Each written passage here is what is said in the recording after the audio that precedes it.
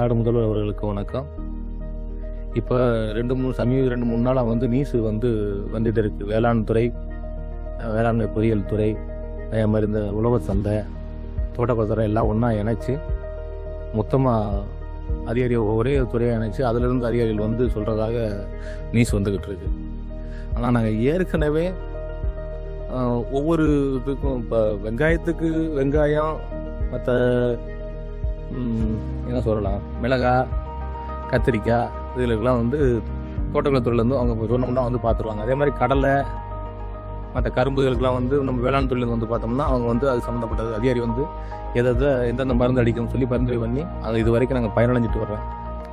மறுபடியும் ஒன்றா சேர்த்திங்கன்னா அந்த கடலை, கரும்பு, வாழை, அந்த நோயை பற்றி இப்போ வர்ற அதிகாரிகளுக்கு இவங்களுக்கு மொத்தமாக சேர்த்துட்டிங்கன்னா இந்த அதிகாரிகள் தெரியுமா, இந்த வெங்காயத்துக்கு வரக்கூடிய நோய்களை பற்றி அந்த ஏற்கனவே அந்த அக்ரியில் இருக்கும் அந்த அதிகாரிகளுக்கு தெரியுமா என்னன்னு எங்களுக்கு தெரியலைங்க.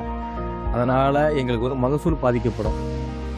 பழையபடி எந்த வகையும் அந்த சிஸ்டம் இருந்துச்சோ அதே வழி இருந்தால் எங்களுக்கு பயனுள்ளதாக இருக்கும்போது எங்களோட தாழ்மையுடன் கேட்டுக்கொள்ளும். அதனால் இந்த திட்டத்தை ரத்து செஞ்சுட்டு பழையபடி இருந்த மாதிரி வச்சா எங்களுக்கு ஒரு உபயோகமாக இருக்கும்னு கேட்டுக்கிறேன்.